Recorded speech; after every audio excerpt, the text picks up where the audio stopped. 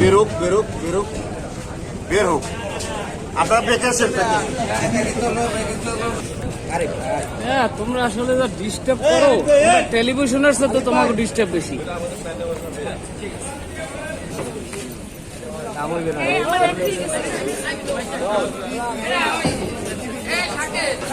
মনিকা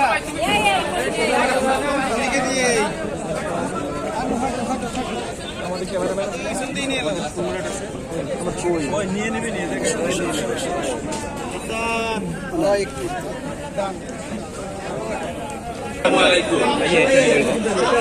পবিত্র ঈদ উল ফিতর উপলক্ষে সর্ব মানুষের যাত্রা নির্বিঘ্ন করতে এবং নিরাপত্তা নিশ্চিত করতে র্যাব 8 বরিশাল তার আওতাধীন এলাকায় বিভিন্ন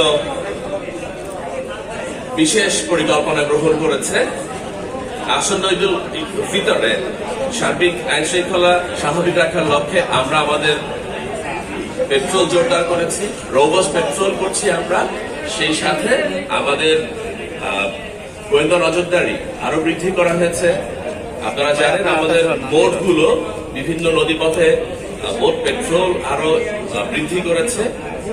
সেই সাথে আমরা ঘরমুখ মানুষ যখন ফিরছে তখন তাদের নিরাপত্তা করতে আমরা বিভিন্ন বাস টার্মিনালগুলোতে অজ্ঞান পার্টি মলম পার্টি এই ধরনের চক্র যাতে কাজ না করতে পারে, তাদের দৌরাত্ম যাতে না থাকে সে গল্পে আমরা বদ্ধপরিকর। এই জন্য আমরা কাজ করে যাচ্ছি। একই সাথে আমরা শহরের নিরাপত্তা বৃদ্ধি করতে আমাদের পরিকল্পনা মোতাবেক সর্বোচ্চ সংখ্যক টহল আমরা ডিপ্লয় করেছি। সেই সাথে আমরা দ্রব্যমূল্য পরিস্থিতি যাতে ঊর্ধ্বগতি না হয় সেজন্য কাজ করে যাচ্ছি। টার্মিনালগুলোতে আমাদের যে মূল্য তালিকা, যে ভাড়ার তালিকা সেটা থাকার কথা, সেটা যেন ঝুলানো থাকে এবং সেটা যেন যথাযথভাবে আদায় করা হয় সেজন্য আমরা সর্বাত্মক প্রচেষ্টা করে যাচ্ছি। আমি নিজেও আজকে বিভিন্ন লঞ্চগুলো ভিজিট করলাম, এখানেও দেখলাম যথাযথভাবে ভাড়া আদায় করা হচ্ছে এবং এরকম কোনো অভিযোগ নেই। এবং পরবর্তীতে আমরা এখান থেকে নতুল্লাবাদ বাস টার্মিনাল এবং রূপাতলি যে বাস স্টপেজ যেগুলো আছে এগুলো পরিদর্শন করব এবং ম্যাজিস্ট্রেট মহোদয়ের সাথে নিয়ে আমরা নিয়মিত ধরনের অভিযান পরিচালনা করছি যাতে ঈদে আমরা যাত্রীদের জন্য একটি নিরাপদ বরিশাল নিশ্চিত করতে পারি। সে লক্ষ্যে আমরা সর্বাত্মক কাজ করে যাচ্ছি। আপনাদের সবাইকে অসংখ্য ধন্যবাদ। আসসালামু আলাইকুম।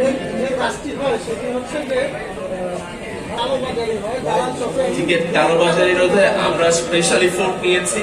অন্যান্য আইন শৃঙ্খলা রক্ষাকারী বাহিনীর সাথে নিয়ে আমরা এই বিষয়ে প্রথম থেকে কাজ করে যাচ্ছি যে যাতে টিকিট কালোবাজারিটা আমরা রোধ করতে পারি।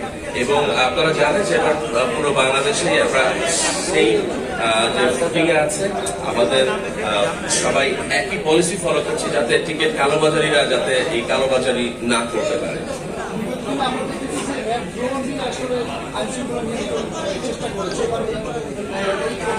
এটা অবশ্যই আছে, এটা আমাদের অব্যাহত আছে। আমরা ড্রোন মনিটরিং এর ব্যবস্থাও রেখেছি, আমরা সেভাবেও আমাদের ইয়ে করে যাচ্ছি।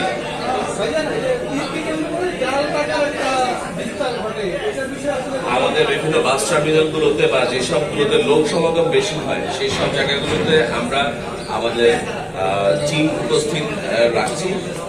যে মেশিন আছে, জাল টাকা শনাক্তকারী মেশিন সহ আমাদের টিম উপস্থিত থাকবে।